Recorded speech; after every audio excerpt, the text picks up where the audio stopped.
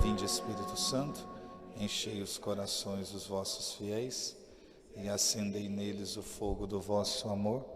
Enviai o vosso Espírito e tudo será criado e renovareis a face da terra. Oremos. Ó Deus, que instruíste os corações dos vossos fiéis com a luz do Espírito Santo, fazei que apreciemos retamente todas as coisas segundo o mesmo Espírito, e gozemos sempre de sua consolação, por Cristo Senhor nosso. Amém. Estamos reunidos em nome do Pai, do Filho e do Espírito Santo. Sentar um instantinho.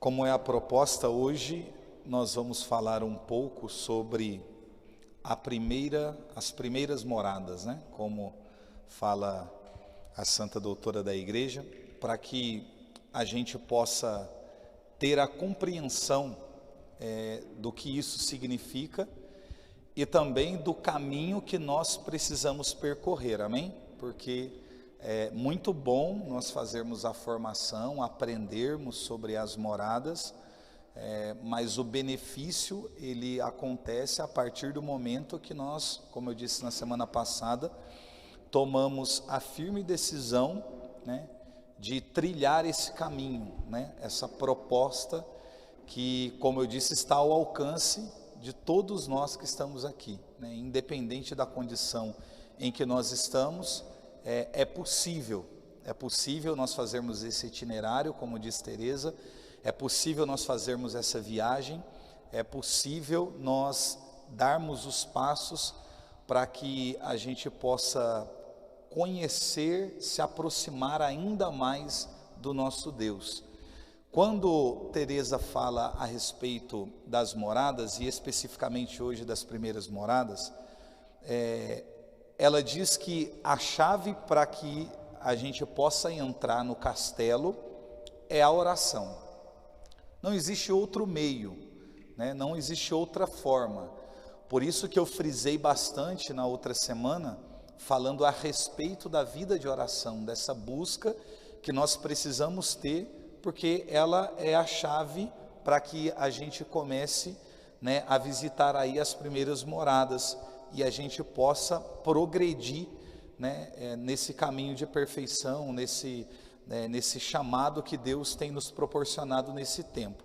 Então, a chave do castelo, nós sabemos, não tem outra, é a nossa vida de oração, a contemplação, a meditação. Agora, quando Teresa fala, né, recapitulando sobre o castelo interior, fala a respeito da condição da nossa alma. Então, nada mais é do que você mergulhar dentro de si mesmo, né? É uma visita que você faz no seu interior. Só que muito mais do que pelo fato de você se conhecer. Existe algo que é muito mais importante até do que isso, que na verdade isso acontece mediante uma outra condição, é você se aproximar de Deus. Porque se ela fala que as moradas, a nossa alma, ela é como um diamante, e o rei, o Senhor, ele está lá no centro, né? Como ela diz, nem em cima, nem do lado, está no centro, no meio. E as moradas são esses lugares a serem visitados em torno, né, dos aposentos reais, do aposento real, né, aonde estão esses lugares a serem visitados. À medida que você vai avançando, que você passa das primeiras moradas para as segundas, terceiras e assim consecutivamente, toda essa escuridão ela vai sendo dissipada e essa luz você vai enxergando, né, com mais nitidez. Essa luz ela te alcança de maneira ainda mais intensa, então você passa a ver nitidamente. Então há uma aproximação, né, nessa trajetória que você faz, uma aproximação do seu Senhor. Então à medida que a gente avança, né? Aquilo que é obscuro, aquilo que está embaçado, né, vai dando lugar a essa luz. A luz que emana do aposento real, ela irradia por todo esse cristal, mas a nossa condição, não a condição da luz em si, ou a condição do cristal em si, mas a nossa condição. Qual é a nossa condição muitas vezes? Na nossa situação de falha, de erro, de pecado, a maneira com que nós nos aproximamos desse castelo e que nós estamos, quando adentramos a primeira morada, é aquilo que faz com que muitas vezes nós não entendamos a grandeza do que tudo isso significa, do que tudo isso representa. Portanto, exige muito de nós, exige muito de nós. Não é algo, repito, que podemos fazer coletivamente, né? A formação, tudo bem, aqui a gente junta, é formado, a gente estuda, se empenha, mas não é algo que a gente vai fazer de maneira coletiva. Por quê? Porque o poder de decisão que nós temos é diferente. A determinação no meio de todos nós que estamos aqui é diferente. O sim que nós damos, a palavra que nós empregamos, é diferente, né? Por mais que todos digam aqui, não, sim, eu quero, eu vou me esforçar, eu vou fazer, esse é o desejo da minha alma, esse é o meu anseio, por mais que seja unânime esse discurso no nosso meio, nós sabemos que na hora de colocar em prática, nem todo mundo vai manter a decisão ou manter a palavra liberada. Eu queria chegar justamente aqui, para que a gente adentre nas primeiras moradas. Por quê? Porque quando nós ouvimos uma proposta, e a proposta que nos é apresentada, ela nos toca, ela mexe conosco, ela provoca em nós sentimentos bons, mexe com a nossa fé, é algo que nos motiva, que nos impulsiona. Nesse exato momento, nós sempre temos a tendência de dar o nosso sim a Deus. E quando damos o nosso sim, quando dizemos eis-me aqui, quando nos apresentamos e às vezes até em um discurso dizemos, olha Senhor, se necessário for, eu entrego a minha vida por aquilo que você está vivendo naquele momento. Quando a gente toma essa posição, libera essa palavra, manifesta esse desejo, não é que no ato, naquele momento em que você manifestou o desejo que você sentiu, por toda aquela atmosfera que você foi envolvido, não é porque foi algo que você fez de maneira impulsiva. Sabemos que existem pessoas impulsivas, mas mesmo para essas pessoas, é sim um anseio, um desejo e uma vontade que muitas vezes nós apresentamos mediante aquilo que nos é, a proposta que nos é feita. Agora, irmãos, manter a decisão, o sim, o eis-me aqui, é justamente aí que está o problema. Porque nem todo mundo tem condição, nem todo mundo consegue, nem todo mundo trava a batalha a ponto de manter aquela decisão, aquele sim, aquela proposta, aquela atitude. À medida que o tempo passa, vai acontecendo em nós um esfriamento, um desânimo, é um olhar, e muitas vezes aquele olhar em que a gente só encontra na gente incapacidades, imperfeições, situações adversas, e aí a gente chega a acreditar que não dá. Ah não, mas eu disse, foi no momento, foi no impulso, foi naquela hora, foi naquele dia, ou foi no retiro, ou foi depois da formação, era tudo muito recente, estava tudo muito vivo, mas eu não consegui manter. O nosso grande problema, irmãos, não está em nós nos apresentarmos, em darmos o sim. O problema é manter o sim. O problema é manter o chamado, o problema é manter a vocação, o problema é ser perseverante, insistente, persistente, de travar realmente uma batalha.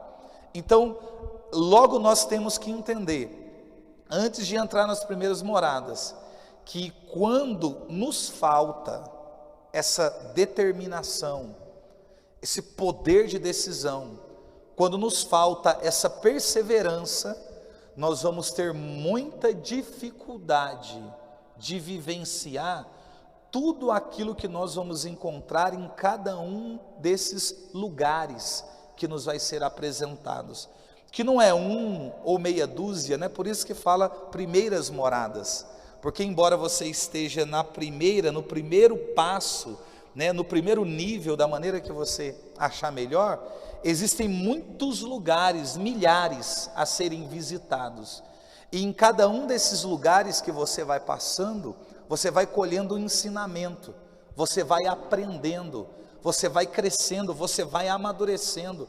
Então é uma disposição que precisamos ter, em que nós temos que ter a coragem de nos permitirmos, você se permitir vivenciar tudo aquilo que te é proposto, por mais que não seja inicialmente nítido, por mais que inicialmente algumas coisas fujam da nossa compreensão, porque isso é natural, fujam da nossa compreensão, por mais que em alguns momentos você não vai ter aquela motivação, aquele ânimo, aquela vontade, mas porque você deu o seu sim, porque você decidiu, você vai ter que se esforçar e permanecer, para que você possa continuar progredindo e evoluindo, porque um dos erros que na atualidade se comete muito, é nós pensarmos na fé, no progresso espiritual, sempre no campo do sentimento. Se eu tenho vontade eu vou, se eu estou animado eu vou, se tudo cooperou bem, se tudo deu certo eu vou, se tudo está funcionando, eis-me aqui, eu me prontifico, né? Por quê? Porque eu estou animado, porque está tudo dando certo, porque eu estou empolgado. Existem pessoas que infelizmente, elas vivem à base de injeção de ânimo. Você tem que ir lá, sentar com a pessoa, ter uma conversa com ela, aí você tem uma conversa, ela sai extremamente motivada da conversa que teve. Você mostrou um caminho, apontou uma direção, fez uma correção, auxiliou em um problema, rezou junto com a pessoa. Então a partir daquele momento a pessoa está extremamente motivado ou motivada, ela vai, aí passa um mês ou 2 ou 15 dias, para outros até uma semana, ela volta para aquele estado que ela estava antes da primeira conversa, e aí você tem que sentar de novo com ela, e aí você vai lá.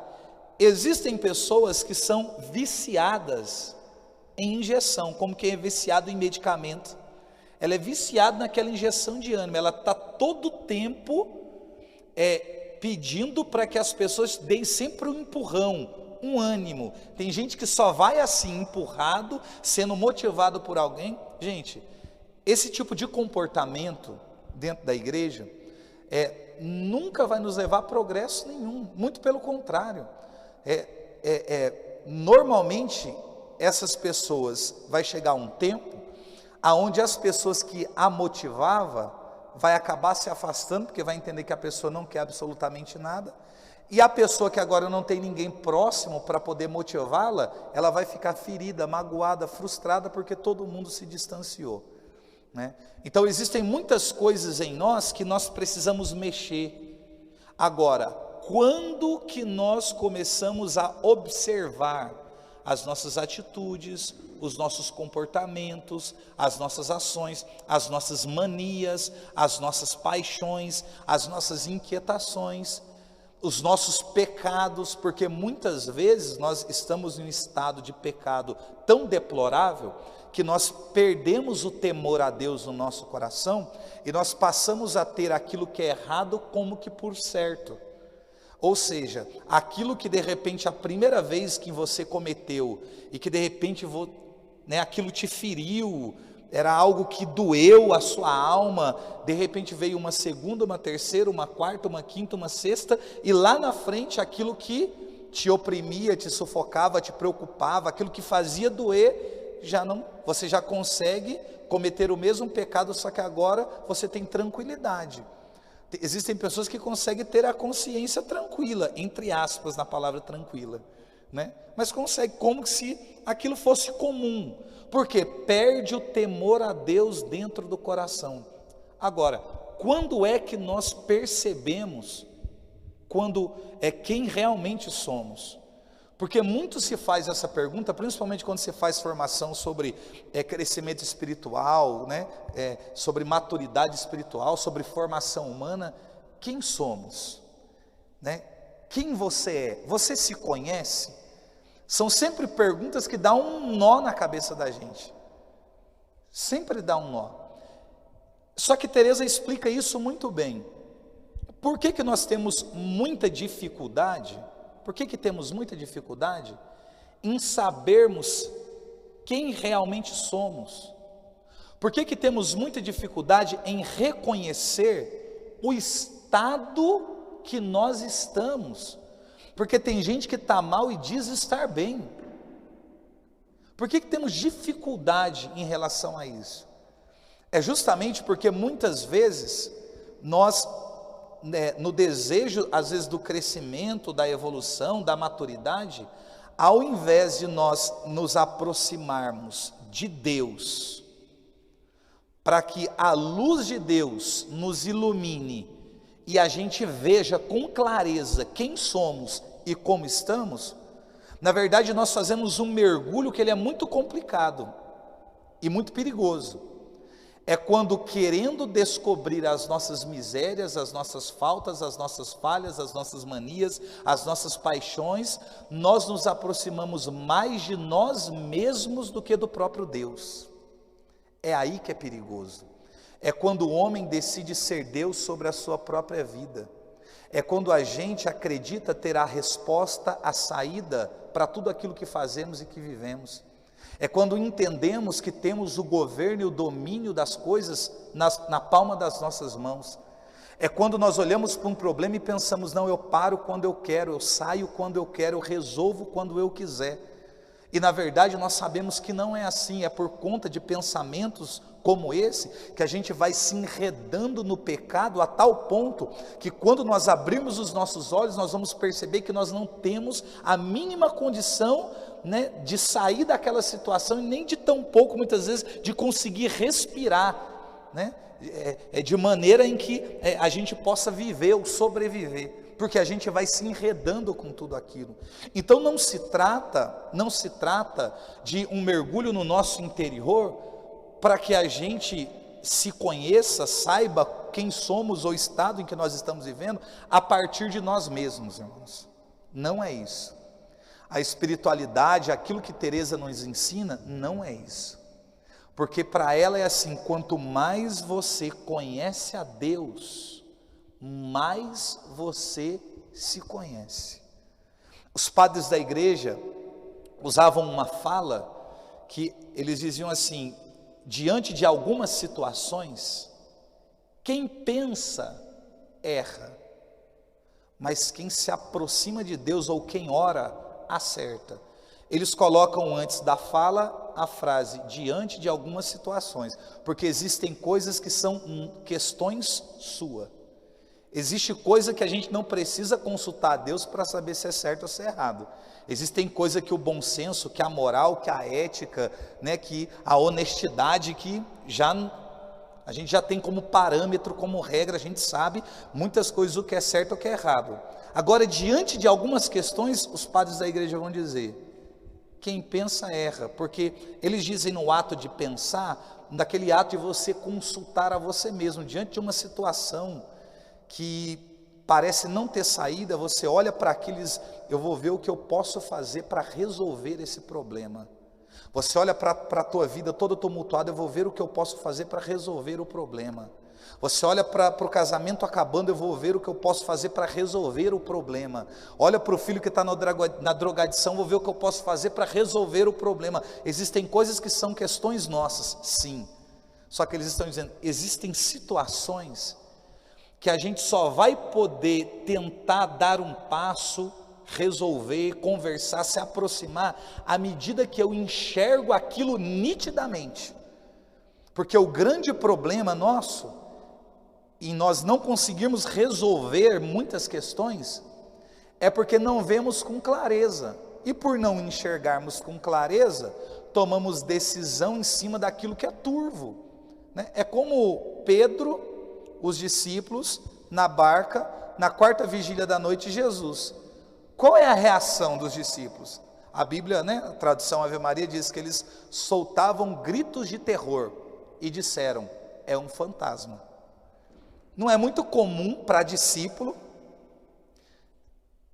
soltar gritos de terror, não é muito comum para discípulos, para homens, né? Quando é um cara só ou dois, mas você ter 11, 12 homens dentro de um barco, soltar grito de terror e dizer é um fantasma, não é próprio de 12 homens dentro de uma embarcação dizer é fantasma ou gritar de forma apavorada, não é próprio.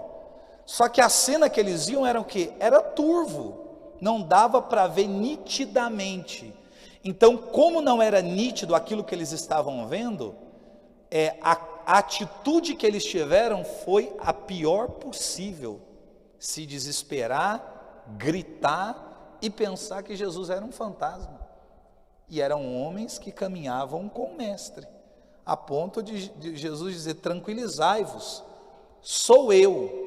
E aí Pedro, não satisfeito, diz: se és tu, não reconheceu, né, fisicamente, até por conta da característica, né, do horário, a hora avançada, não deu para reconhecer. E quando fala, tranquilizai-vos, sou eu, o que Pedro diz? Se és tu, ele está duvidando, ele ainda não tem certeza se é Jesus. Se és tu, manda-me ir sobre as águas até junto de ti. Olha para você ver o problema de quem está distante, ou olha para você ver a situação de quem ainda está nas primeiras moradas. Aquilo que a gente vê muitas vezes não é nítido, e a voz que nós estamos ouvindo, embora seja o próprio Deus falando conosco, ainda temos dúvida. Temos dúvida porque Jesus está longe? Não, temos dúvida porque nós estamos longe. Por isso que Pedro diz: se és tu, manda-me ir sobre as águas até junto de ti. Aí Jesus diz assim: vem. Aí Pedro tem que ter a coragem de sair do lugar seguro, aonde ele sente, ainda que a embarcação, para pôr o pé na incerteza. Porque são as águas. Pôr os pés em cima das águas e caminhar em direção a Jesus. O mesmo Jesus que chamou Pedro, que estava num lugar seguro na embarcação, gritando, apavorado com os discípulos, o mesmo Jesus que disse vem para Pedro, foi o mesmo Jesus que disse vem para Teresa. Só que agora não tem um barco, agora existe um castelo. Só que ela tem que caminhar em direção ao mestre. E à medida, se vocês perceberem que Pedro vai se aproximando, o primeiro passo de Pedro é um passo incerto, não é? O primeiro passo de Pedro é um passo duvidoso. O primeiro passo de Pedro é um passo na insegurança. Por quê? Ele ouviu a voz do mestre dizendo vem, mas ele disse: se és tu, há dúvida, ele não vê com clareza, a voz, a distância que Jesus está, não chega de uma maneira em que ele consiga identificar o timbre da voz do Senhor para dizer não, eu não vejo bem, mas a voz é do mestre, ele também não consegue fazer essa identificação, mas quando Jesus diz vem, Pedro tem a coragem. Irmãos, sabe o que eu penso? O que é que leva um homem que não tem certeza, que pensa que está diante de um fantasma, um homem que ouviu uma voz, que não sabe se é ou se não é do mestre, dizendo a ele vem, o que levou esse moço chamado Pedro sair do barco e pôr o pé, o primeiro passo na água? É esse sentimento de Pedro, vocês estão entendendo? Porque enquanto ele está na barca, é grito, é pavor, é fantasma, mas quando Jesus diz vem, ele põe o primeiro pé. Só que nesse ato de dar um passo, há uma aproximação, ainda que seja de 1 metro, ou quase 1 metro, um passo de um homem, mas à medida que você dá um passo, e outro, aquilo que não dava para identificar, passa a ser identificado. Então, à medida que Pedro deu o primeiro passo, que é o passo muito difícil, porque Pedro poderia colocar o pé na água, olhar, ainda não ver com nitidez e não reconhecer a voz, e dizer o quê? Vou voltar. Que é o que acontece nas primeiras moradas. Pôs o pé na água, volta para o barco. Põe o pé na água e volta para o barco. Como quem diz, a embarcação ainda é um lugar seguro. Aqui estão os meus irmãos, aqui eu estou acompanhado. Por mais que eu pense que é um fantasma, a gente esteja apavorado, eu vou sair sozinho andando. Então, ele deu o primeiro passo. Esse primeiro passo é muito difícil. É como se fosse, fazendo uma analogia e uma comparação, as primeiras moradas que Pedro precisa, nessa caminhada em direção ao Senhor. Ele dá o primeiro passo. Quando ele dá o primeiro passo, Pedro ainda poderia pensar em voltar. Só que os passos de Pedro são passos de progresso. Pedro vai avançando, ele dá o segundo, dá o terceiro, dá o quarto. Aí ele chega em um estado, à medida que ele está caminhando sobre as águas, porque alguns estudiosos dizem que eram aproximadamente 30 metros que Jesus, a distância da barca e de Jesus, e para que Jesus chegasse naquele lugar, de onde Jesus estava rezando, ele tinha que ter andado 5 quilômetros para poder chegar ali. Então, se é 30 metros, se um passo que a gente dá é equivalente a 1 metro aproximadamente, Pedro tem que dar, para chegar até Jesus, 30 passos, pensando que cada passo é 1 metro. Ele dá o primeiro, à medida que ele dá, ele vai vendo com clareza. Só que chega uma hora que Pedro, quando deu o primeiro passo, que ele sentiu, opa, não afundei, ele sentiu um pouco de segurança, ele progride, e chega uma hora que Pedro está andando, que ele chega que parece que é uma calmaria, está tranquilo, porque existem moradas, que a gente vai falar sobre elas, aonde parece que há um tempo de descanso, de paz. É tipo Pedro já tranquilo, já está depois do terceiro passo, já está andando, caminhando, como quem vai. Aí chega uma hora que diz assim, e redobrando a violência do vento. Eu penso que é Pedro já chegando na sexta morada, fazendo analogia, e redobrando a violência do vento. Pedro teve medo e começou a afundar. Pedro afunda. Só que tem uma questão, pela quantidade de passos que Pedro deu, a caminhada que ele fez, a proximidade do mestre era muito grande, porque a sexta morada ela exige, nós vamos falar sobre isso. Aí chegou uma hora que na sexta, na analogia que eu estou fazendo com Pedro, Pedro diz assim, Senhor, salva-me, como quem diz assim, eu só tenho a ti agora, eu não tenho como voltar, os discípulos estão na barca, eu estou longe deles, eu me distanciei da barca, me distanciei de onde eu estava, e agora eu estou próximo de ti, pode estar tudo muito complicado aqui, mas eu estou próximo de ti. Aí a Bíblia diz assim, e Jesus estendeu a mão e puxou Pedro para cima. Jesus só estendeu a mão, Jesus não precisou caminhar, Jesus só estendeu a mão. Por quê? Porque Pedro chegou muito perto, tão perto a ponto de uma mão estendida conseguir segurar na mão de Pedro. Aí puxa Pedro para cima, ainda olha para Pedro e diz, homem de pouca fé. Ele deu 29 passos sobre as águas, gente. Eu nunca consegui dar mais do que um. E no primeiro afunda também, naquelas brincadeiras que a gente faz de tentar imitar Pedro caminhando sobre as águas. Mas Pedro está bem próximo, aí Jesus coloca Pedro do lado. E aí Jesus e Pedro voltam para a barca, eles voltam caminhando, porque não tem como ser de outra forma. Eu sempre, quando eu falo sobre Pedro, eu fico imaginando qual foi a conversa, que não tem na Bíblia, eu não encontrei nada na tradição da igreja, do diálogo entre Jesus e Pedro voltando para a barca. Deve ser a coisa mais linda do mundo. Deles voltando, assim, já está tudo seguro, está tudo tranquilo, aqui você está comigo, você chegou aonde você precisava chegar.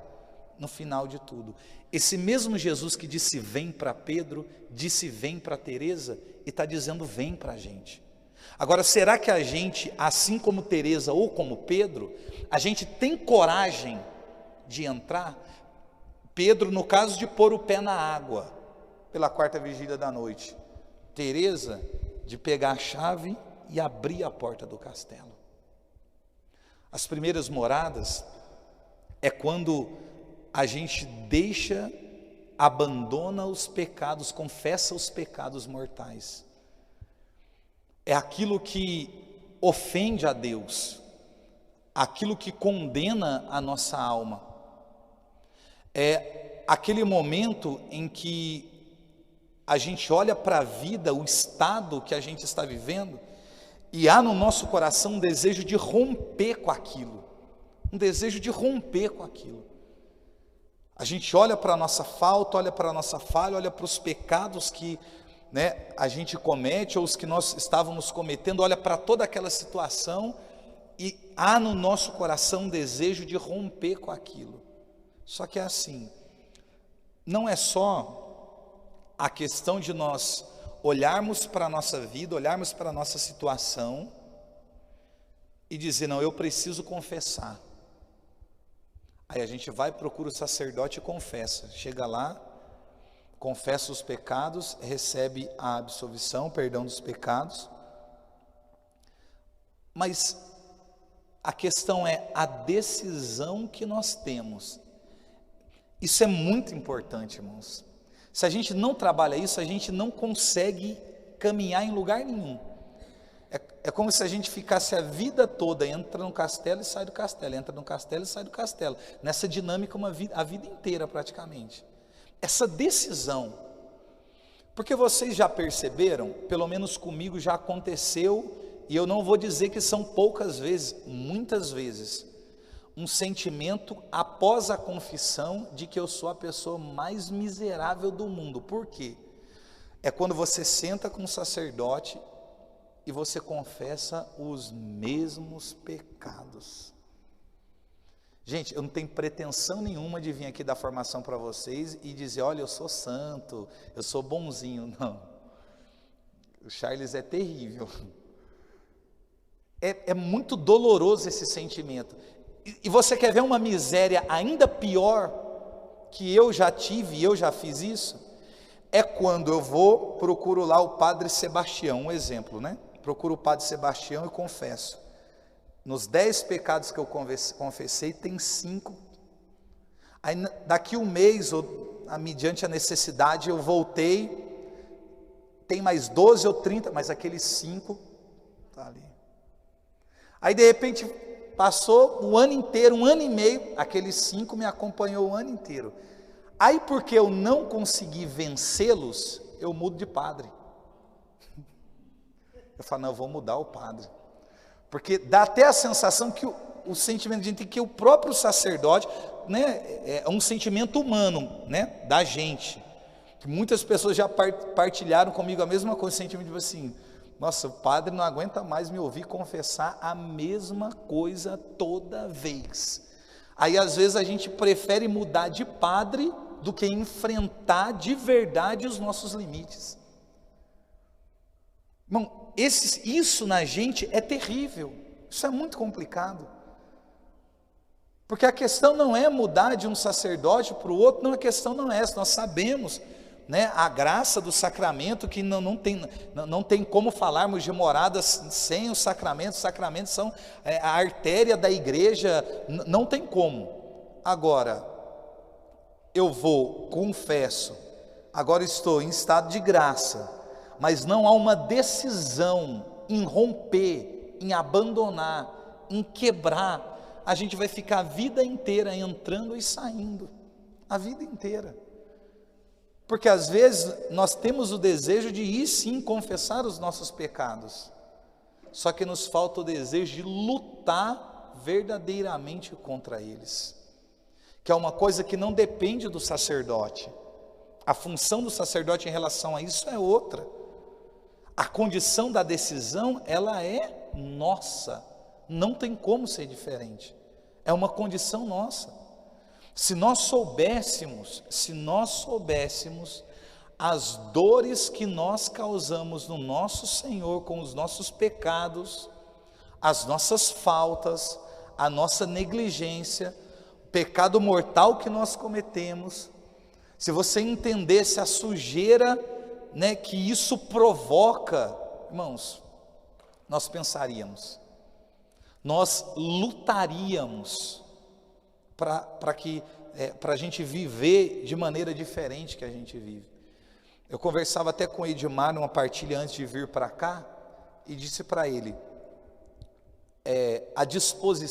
a pouca disposição pelo caminho de perfeição, pela santidade que é manifestada na atualidade. É muito pouco a disposição, e entre aqueles que dizem, são poucos os que dizem, os que falam, os que anseiam, que desejam santidade. Entre esses que manifestam verbalmente esse desejo, os que realmente fazem alguma coisa para isso, o número é ainda menor. Aí eu conversava com ele, a gente olha para a vida dos primeiros, os padres nos primeiros séculos, muita coisa eles não tinham que por alcance, muita coisa não tinha evoluído como nós temos na atualidade. Por exemplo, a gente olha para a medicina, olha para a psicologia, olha para tanta condição, tecnologia, muita coisa, informação, formação, existe muita coisa favorável, que trata o ser humano, que trata a mente humana, que trata, né, o nosso comportamento. Existe caminhos que a gente pode percorrer, profissionais que a gente pode procurar, só que naquele tempo, isso não era claro como nos dias de hoje. Então qual era a forma que muitas vezes eles encontravam para combater as paixões? Disciplina. Flagelo, penitência, joelho, não come, não dorme, cilício, por aí ia, porque não tinha essa dimensão. Aí eu até comentei com ele, eu falei, se esses primeiros, né, citando-os, vivessem nos nossos dias, com certeza eles procurariam todos os meios disponíveis que nós temos para ser santo. E às vezes nós temos e não valorizamos, não procuramos, dizemos não precisar. E é por isso que muitas vezes a gente não consegue progredir, a gente não consegue crescer, a gente não consegue evoluir, a gente não amadurece, a gente fica eternamente nessa brincadeira de entra na primeira e sai, entra e sai, entra e sai. Como quem confessa, entra, daqui a pouco a gente peca, sai, se arrepende, chora, confessa, entra, vai, cai de novo e sai. E fica sempre nessa dinâmica, nessa brincadeira que não leva a lugar nenhum. Chega um momento que a gente precisa olhar para toda essa situação, e é uma questão de decisão. Aqui, no início, nas primeiras moradas, exige muito uma postura nossa. Claro, nós contamos com a graça de Deus sempre, não tem como ser de outro jeito. Só que tem que existir um desejo, uma decisão, uma determinação nossa, que tem que ser muito forte, porque senão vira apenas poesia, fica ilusão, vira uma ilusão para a gente. Como que nós vamos trilhar um caminho de perfeição, sendo que à medida que nós vemos os obstáculos e as exigências que estão sendo apresentadas, ao invés da gente enfrentar, a gente recua? Porque é sempre assim, à medida que você entra no castelo, à medida que você confessou os seus pecados, à medida que você abandonou os pecados mortais, à medida que você está nesse caminho, nesse início de caminho de perfeição, você vai se aproximando da luz. À medida que você se aproxima de Deus, você se enxerga, você se vê. Então é como se a máscara caísse, a venda saísse dos olhos. Então você começa a enxergar suas imperfeições, seu defeito de caráter, as suas faltas, as suas falhas, quem você é, como você está. E tem gente que diante daquilo que vê assusta e volta. Assusta e volta. Fica assustado com aquilo que está vendo. Fica assustado com aquilo que está descobrindo. Tem gente que se assusta e ao invés de enfrentar, ao invés de progredir, a pessoa faz o que? Ela desanima e se entrega. Então ela sai e volta para a mesma situação que ela estava antes. Isso é muito doloroso. Irmãos, isso é muito doloroso. Eu vivi como todo mundo tem uma história e traz uma história, cada um na sua forma, mas eu vivi uma vida em um estado deplorável. Em um estado deplorável. E eu sei, eu ainda conservo vivo e muito atual, o sentimento, tudo que eu vivi naquele dia em que eu entendo que foi o meu primeiro encontro com o Senhor. Meu primeiro contato, assim, de uma maneira que eu dissesse, nossa, agora eu sei quem é Deus, ou pelo menos eu senti algo que vem da parte de Deus. Eu sei o estado, porque por conta da situação de estrago que a minha alma estava, do distanciamento que eu estava de Deus.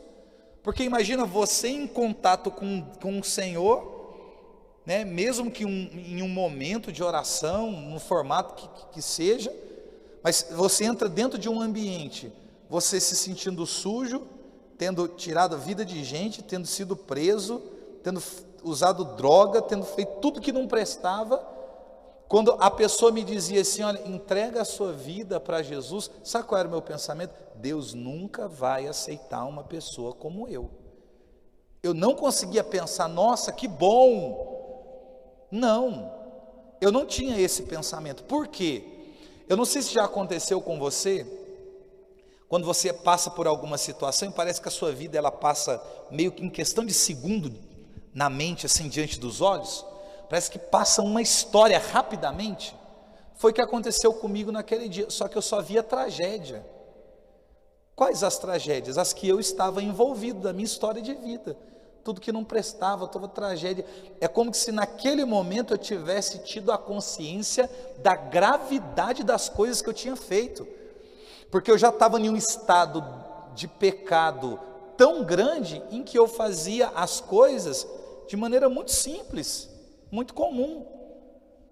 Desrespeitar uma pessoa era muito comum, não ter amor nem pela minha própria mãe era muito comum, eu olhar para uma pessoa como objeto era muito comum, eu dizer que ia tirar a vida de uma pessoa era muito comum, eu ir para uma delegacia e sair preso e sair era uma coisa muito comum, tipo assim, questões naturais, era comum, ver crime, ver morte, ver prostituição, era coisa tudo muito natural, infelizmente. Então eu vivia nesse meio, praticava essas coisas e não ficava no outro dia assim, nossa, por que eu fiz aquilo? Nossa, não devia, não tinha esse sentimento de arrependimento, de nada, era tudo muito tranquilo. Quando eu entro naquele ambiente que eu ouço uma proposta diferente de tudo que eu tinha visto na minha vida, qual foi o meu sentimento? Eu vi tudo aquilo passar e começou a doer. Qual dor é essa? Do arrependimento. O arrependimento que eu não tive lá atrás, naquele dia, naquela cena, naquele lugar, naquela situação, com aquelas pessoas, eu comecei a ter naquela sala, tudo ao mesmo tempo. Gente, é doloroso. Me deu um sentimento de que eu ia morrer de tanta dor dentro do meu interior. A hora que eu tive noção, que foi claro, aquilo que eu tinha feito, aquilo doía em mim, veio sobre mim um sentimento de culpa muito grande. E aí quando alguém diz assim, Deus pode mudar a sua vida, eu com consciência do que eu tinha feito, mesmo com arrependimento, mas com aquela culpa, uma mistura de sentimentos no momento, que eu escuto alguém dizer que Deus pode mudar a vida, Deus pode transformar, que Deus... Eu falei assim, Deus nunca vai aceitar uma pessoa como eu. Esse era o meu sentimento. Não tem como que Deus vai... O que eu fiz é imperdoável. As minhas decisões são imperdoáveis, a minha vida não tem conserto. O sentimento que eu tive foi esse. Aí eu disse uma palavra não, fiz uma oração, né? Eu disse, Deus, se Tu és Deus, muda a minha vida. Só. Eu não conseguia rezar mais, até porque não dava, diante do que eu via, do que eu ouvia, da confusão de sentimentos, na dor dentro do meu interior, aquilo apertava. Acabou o momento, eu fui para casa. Como é que dorme? Não dorme, porque vem tudo aqui. Só que aquele contato trouxe uma paz, a palavra é essa, paz, dentro do interior, que eu nunca tinha sentido, nem o vazio que eu procurava preencher com droga, com prostituição, com briga, com qualquer coisa que fosse, ou bebida, né? Os vazios que a gente tenta preencher de alguma maneira, né? Nunca me deu aquela paz. E aí eu olhava para toda aquela proposta de vida que eu vivia a minha vida toda, que era comum e que era muito atraente. Eu gostava de viver daquela maneira, ao mesmo tempo que eu queria voltar, eu pensava, mas lá eu nunca senti essa paz que eu estou sentindo aqui dentro. E o desejo de manter essa paz no interior e olhar para toda aquela condição foi o que foi fazendo eu progredir. Eu fui entender isso lendo justamente o Castelo Interior. Por quê? Não é a consciência de eu olhar para a vida, para tudo que eu vivi no passado, para tudo que você viveu no passado, e dizer assim, não, agora eu sigo a Deus, agora eu sirvo a Deus, porque hoje eu entendo que tudo que eu fiz não presta. Não é a partir do princípio da descoberta de que tudo era pecado, erro, falha, miséria, condenação, não. Porque naquele momento o sentimento era de que tudo era muito bom. A noite era boa, a droga era boa, a bebida era boa, andar armado era bom, roubar era bom, a adrenalina era boa, tudo era bom. Só que eu encontrei uma coisa muito melhor do que aquilo que eu tinha como que por bom. Você está entendendo a diferença? Não é assim, eu descobri que tudo não presta, então porque não presta, tipo assim, eu vou seguir Jesus. Como que se, assim, foi uma descoberta na verdade de que eu estava enganado ali. Não, foi ao contrário, me dava vontade muitas vezes de voltar para tudo aquilo, porque é uma tentação que a gente tem a vida toda. É uma tentação que a gente tem em todos os momentos, cada um no seu limite, na sua esfera, mas a gente tem. Só que existe algo que é muito maior, muito mais forte, que te dá uma paz. Irmãos, é por isso, foi isso que me fez, pelo menos, lutar, me empenhar para progredir, o desejo de manter essa paz, de saber de onde ela vem, é uma descoberta que você faz. Bom, hoje eu tenho um sentimento, eu tenho uma paz no meu coração, nossa, minha mente está tranquila, eu estou com o coração em paz. Chega uma hora que não é suficiente, você quer descobrir de onde vem essa paz, de onde emana essa paz, de onde vem esse brilho, essa luz, que me fez ver quem eu realmente sou, que tirou a venda dos meus olhos, as minhas máscaras, que me desarmou. De onde vem? E à medida que você vai dando passos e se aproximando, irmãos, aquilo vai te dominando, vai te envolvendo. Então, mais próximo do Senhor, você vai chegando, e mais o pecado, a concupiscência, as tentações, vai ficando distante. Por quê? Porque você está se aproximando do Senhor, você está se aproximando do Mestre. Mas para que essa aproximação ela aconteça, precisa existir essa firme decisão nossa. Porque senão, aí a pergunta é, será que realmente sentimos essa paz no nosso interior? Será que realmente nós sentimos? Porque entre aquilo que nós sentimos e aquilo que vivíamos, há uma diferença absurda. Que por mais que aquilo que ficou para trás te arraste, por mais que o mundo seja sedutor, por mais que as coisas elas nos envolvam, irmãos, aquela paz no nosso interior é muito diferente de tudo que nós experimentávamos. Porque essa tendência de voltar, essa tendência de olhar para trás, né? Como quem diz, aquele que coloca a mão no arado e olha para trás não é digno de mim, ou não está apto para o reino dos céus, né? Como quem diz, estou olhando para trás porque entendo que deixei alguma coisa importante. Quando você entra pela porta e você está nas primeiras moradas, deixa a porta, não põe a mão, não precisa olhar para trás, Não precisa, né, como Pedro, não há necessidade de olhar para a embarcação, para os discípulos, não, olha para a meta, olha para onde emana a luz e caminha em direção, se dispõe a viver tudo que a gente precisa viver. Então é você deixar para trás. Vai te dar desejo de olhar? Vai dar muitas vezes saudade de coisas que você vivia? Vai. Existe em nós a inclinação, a concupiscência, não tem jeito, nós temos que conviver com isso. É por isso que a batalha é árdua, porque independente de onde você esteja, ela está ali te acompanhando o tempo inteiro, mas a gente precisa dominar, precisa colocar sobre o governo de Deus, precisa tomar firmes decisões.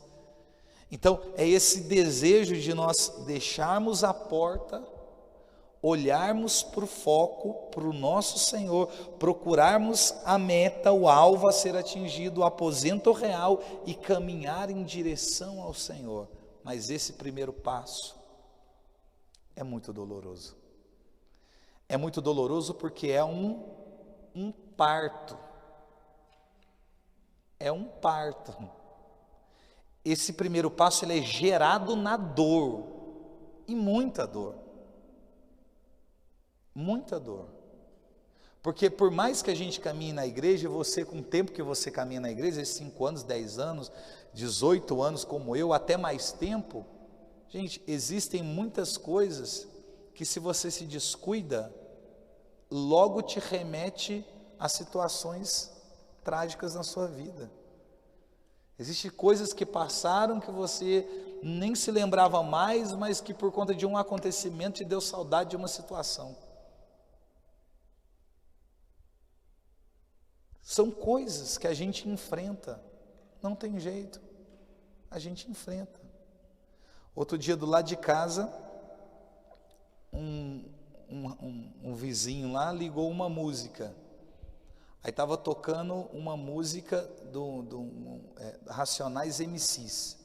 Na época que eu era mais novo, eu ouvia muito, e nós íamos em casa de cultura, ali no Vale do Paraíba, que eu morava em São Paulo, e nós fazíamos apresentações, cantava rap, né, colocava a base lá e cantava as músicas dos grupos mais conhecidos e tal.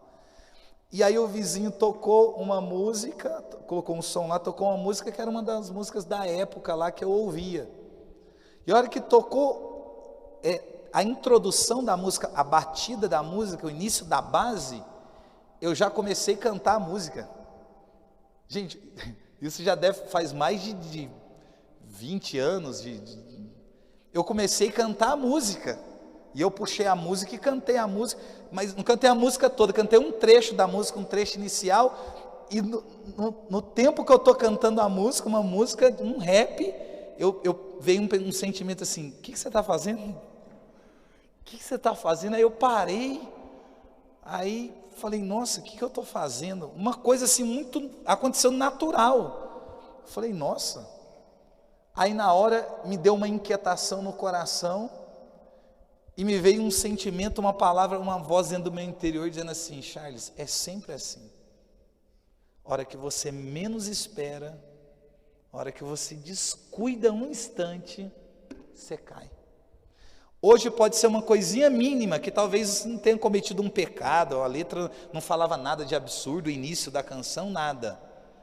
Mas era algo que eu não queria ter feito, e que eu não faria, né, diante de uma circunstância, porque me remete a situações trágicas da vida. Não foi só cantar a canção te lembra o tempo que você vivia no mundo, te lembra as coisas que você vivia, um monte de coisa que vai vindo. Então é uma questão, então se a gente descuida, a gente volta, a gente sai. Por isso que exige da gente, porque você traz uma história, você abriu mão e apartou da sua vida situações que de repente eram coisas que fizeram parte da sua família durante tempo, e de repente aquilo para você é muito difícil, é muito complicado, é muito doloroso, e abre mão dessas questões. O caminho de perfeição ele exige, por isso que não é algo que dá para fazer assim, não, eu vou fazer do meu jeito. Não, eu vou permitir Deus tocar só até onde eu quiser, até onde não eu entender que não me fere tanto, ou que não fira a minha liberdade. Irmãos, é realmente o desejo de santidade dentro do nosso coração. Se não houver o desejo de ser santo, a gente vai fazer toda a formação simplesmente pelo fato do conhecimento, de querer saber, de conhecer, de aprender. O que eu entendo que não é tão valioso. Eu entendo que o valor maior está quando nós nos propomos a fazer o que estamos fazendo, mas que existe no nosso coração um desejo de santidade. Por mais que a gente seja fraco, miserável, pecador, o desejo de santidade está dentro do nosso coração. Está dentro do nosso coração. É por isso que na época, Teresa recebeu até algumas críticas, e até depois por alguns teólogos, pela maneira com que ela fala a respeito do castelo interior, né? O nosso corpo como a muralha do castelo, a nossa alma como esse diamante, e lá no aposento real, lá dentro, como que no centro da alma, está a figura do próprio Deus, como um Deus que mora na nossa alma. À medida que Teresa vai falando, ela chegou a receber críticas de teólogos, por conta da maneira com que ela se expressava, né? Justamente porque é perigoso, a gente vai entender isso mais claro nas sextas e nas sétimas moradas, né? Quando tratarmos de coisas mais místicas e tal. Mas porque quando a gente peca, quem peca não é a nossa carne, né? Antigamente, muitos, né, que tentaram trilhar o caminho de perfeição, acreditavam o quê? Que o corpo é a prisão da alma. Era a mentalidade de alguns filósofos até. O corpo é a prisão da alma. Então a alma é boa e o corpo é má. Então quem peca não é a alma, quem peca é o corpo. Enquanto o corpo peca, a alma sofre. Então isso não é doutrina, não serve como base para a nossa doutrina, tá? Mas houve durante um tempo esse tipo de pensamento.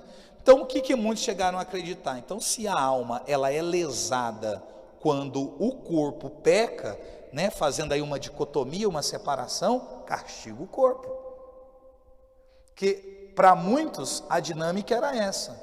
Quanto mais você castiga o corpo, mais você santifica a alma. Porque o corpo é o que está fazendo mal para a sua alma. Então castiga o corpo é inimigo. O corpo é inimigo. É até curioso, a título de informação, por exemplo, quando Francisco de Assis morreu, alguns que escreveram sobre a vida de Francisco diz que quando Francisco morreu ali ao lado da Porciúncula, aquela igrejinha que o Senhor pediu para ele construir, né, o Senhor disse, reconstrói a minha igreja, né?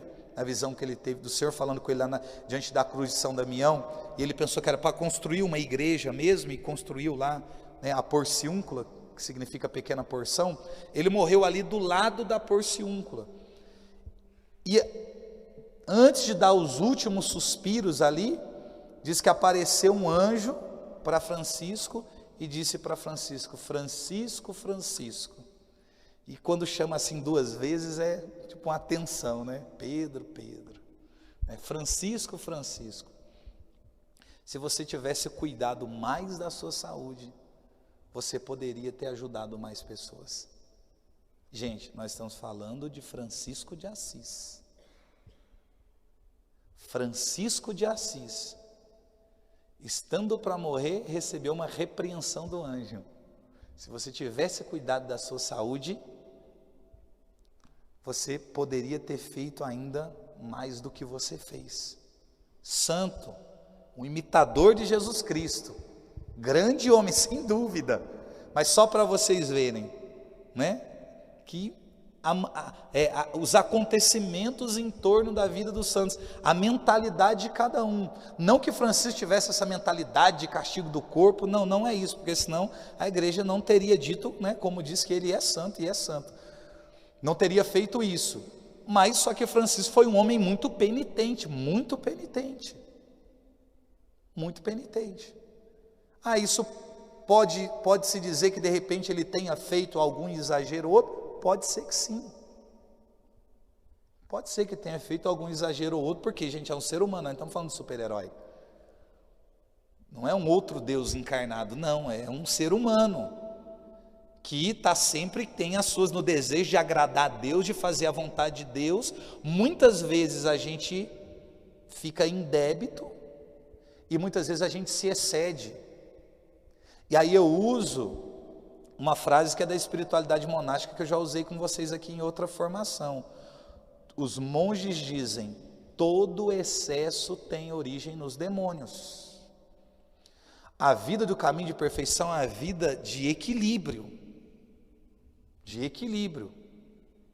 Então, essa condição é entendida diferente lá na frente. Então, muita gente vão penitenciar o corpo, vão usar silício, vão fazer flagelo. Não que a gente não possa adotar, né, não possamos fazer penitência na atualidade.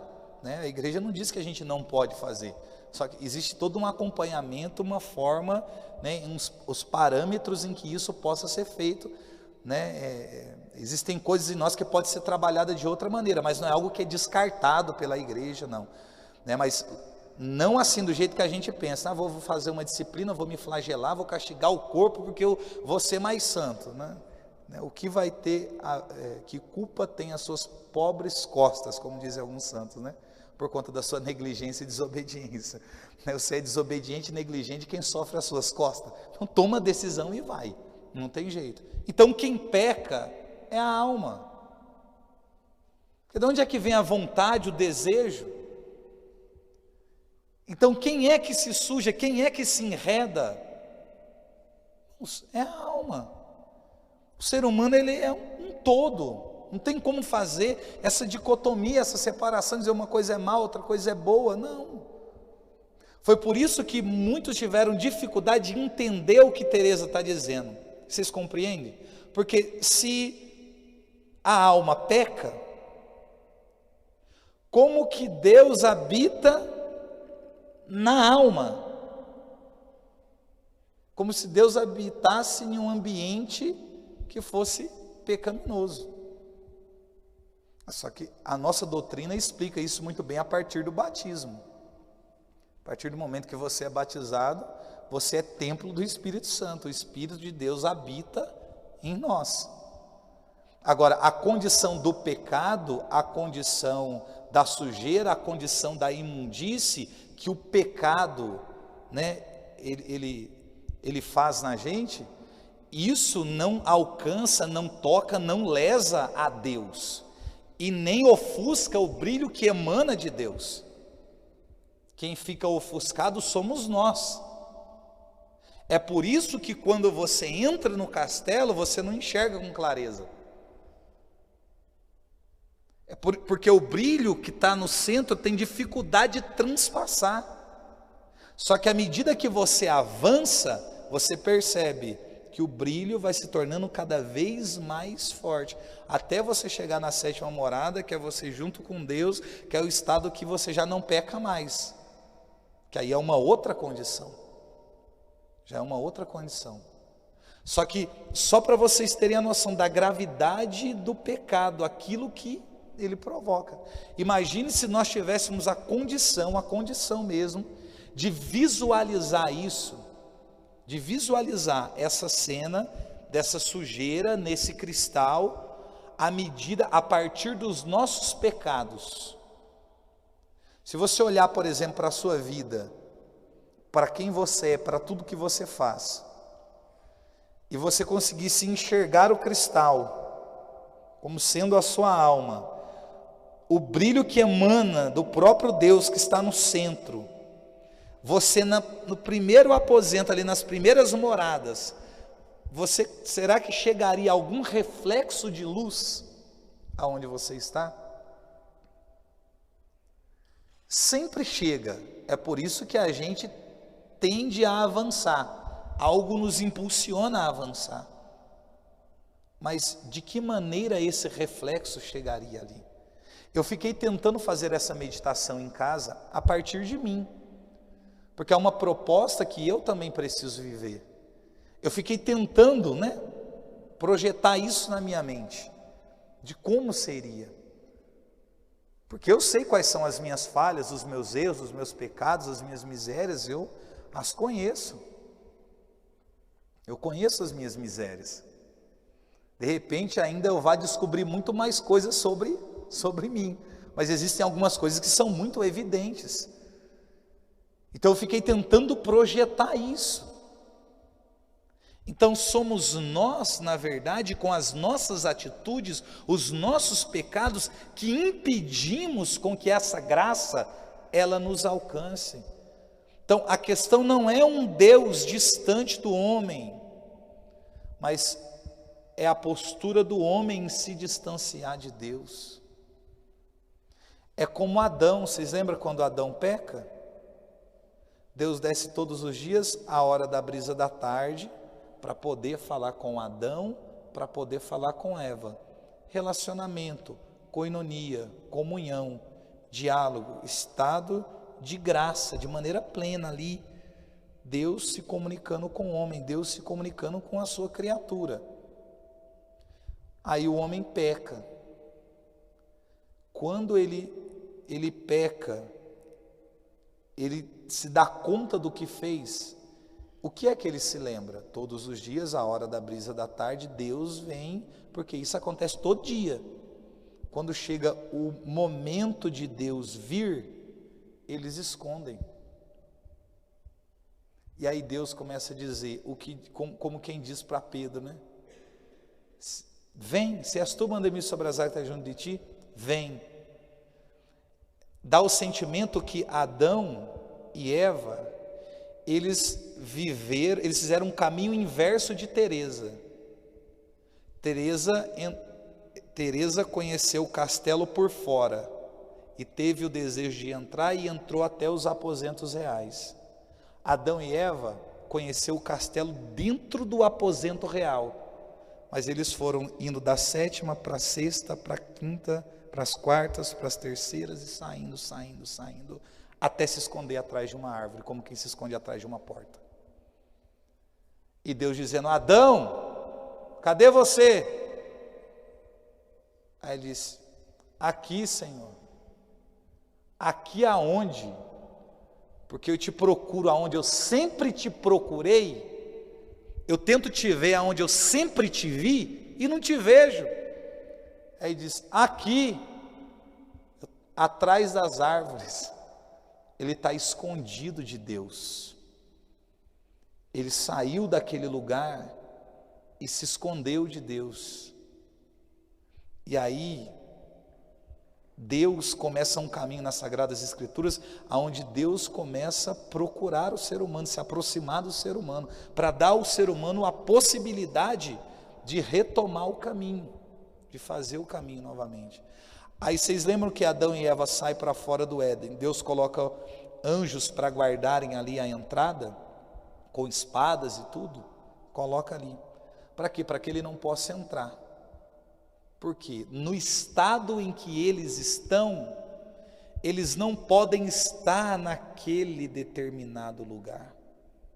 Enquanto eles não mudarem a postura, enquanto não houver um arrependimento profundo, enquanto não restabelecer a comunhão, enquanto não confessar o pecado, enquanto não fizer um caminho, eles não vão poder entrar novamente dentro do Éden. Então, depende muito da maneira com que nós estamos. A maneira em que estamos, a situação em que estamos, o progresso em que fazemos, é o que vai determinar a passagem de uma morada para outra. O triste para mim é sempre Adão. Eu olho para Teresa e lembro de Adão por conta disso. O homem que fez o caminho inverso. Todo mundo entrando, e Adão saindo. Imagine o desejo, o anseio de Teresa ou de outros santos que, nós podemos enquadrar nesse caminho também, proposto por Teresa, quando você avança das primeiras para as segundas, das segundas para as terceiras, quando você chega nas sextas moradas, onde Teresa, por exemplo, é transverberada, aí chegar na sétima, estado onde o pecado já não alcança mais, santidade, estado de graça. Imagine esse progresso, como isso é bom. Agora, a decadência é terrível, porque enquanto você caminha em direção ao Senhor, enquanto você se aproxima, a alma está inquieta, o desejo, é o anseio, é a vontade, são as descobertas, é o crescimento, é a melhora, é a nossa maturação, é a nossa evolução, é a nossa santificação, porque você está progredindo, avançando. Agora imagina Adão voltando, aquilo que ele enxergava com clareza não enxerga mais, Deus aparecia para ele, agora não aparece mais, ele ouvia a voz de Deus, agora não ouve mais, ele falava com Deus todo dia, agora não fala mais, para falar tem que matar cordeiro, tem que fazer sacrifício, não havia maldade, mas agora há, não havia pecado, mas agora existe, então, caminho inverso, que é feito, até Adão chegar no estado em que é colocado para fora do Éden, como quem é colocado para fora do castelo. E aí Adão representa a humanidade, é a humanidade fora do Éden.